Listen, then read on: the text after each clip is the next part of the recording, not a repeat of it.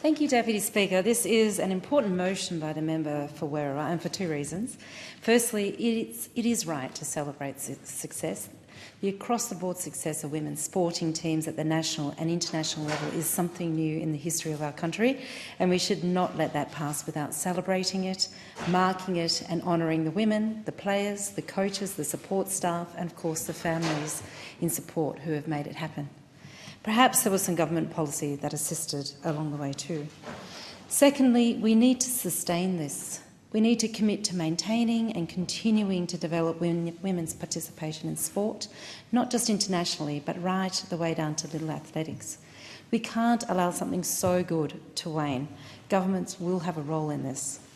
Actually, women's sport has always been a prominent part of our national life. If we cast our minds back, however, we find that many of the famous names in women's sport in this country competed in individual events, not team events.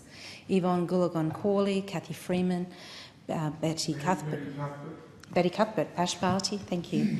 In swimming, of course, many of those individually brilliant athletes combined to bring us medley gold as well. But what has really changed in recent years is that there is a traceable improvement in the fortunes of women's team sport across many codes. We are competitive now internationally in cricket, netball, basketball, to name a few, and at home there is amazing growth and interest across these and AFLW and volleyball and more.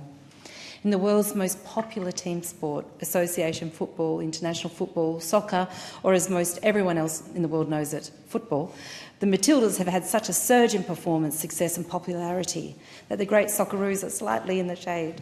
Our most internationally famous and feted athlete of any gender is Sam Kerr, from WA, by the way.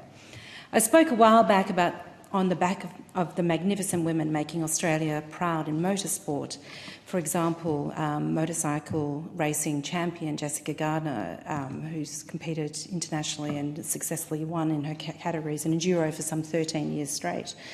In motorsports, they've taken great strides to assist interested girls and women to get involved from the ground up. Sometimes individual brilliance in sport can rise up, even if the support structures and the culture of support is lacking. For team success, however, every member of the team needs to be supported. Sport is great, of course, as entertainment. In our government, the Ministry of Sport sits quite properly under the head of health. The best thing about the wave of success at the international and national level for our women's sporting teams is that it means that the leagues are healthy all the way down to the under-7s, and it means that the drop-off of engagement in sports by young women in their early teens is less of an issue than it used to be. This will mean a few extra torn ACLs, I know, but the balance in favour of a long and healthy and fully lived life is significant. A big part of that is having role models to look up to. As proud as we are of the Matildas and the others for their performances and record setting, each of those players should be immensely proud indeed of the example that they have given and continue to give to the next generation. In the stands on tiptoes for 90 minutes, wearing their size 5 replica shirts and watching with wide-eyed, open eyes and oft-bated breath. How can we as legislators support these heroes? A couple of ideas do come to mind. Pay parity really should go without saying, but it doesn't. Government funding should always be predicated on fairness.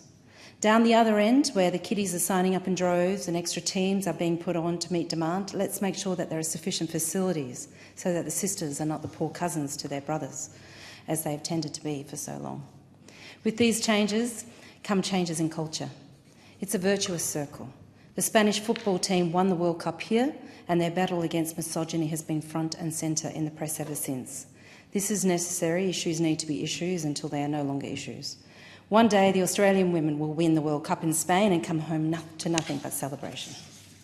In closing, I want to acknowledge that some of the older women, those women who are the pioneers in each of the codes and the sports, who struggled to achieve their dreams in conditions that were wholly unsupportive. Their sacrifices and battles bear fruit now, not for them, but for the millions of girls and women who are looking forward to their next match this week. Thank you.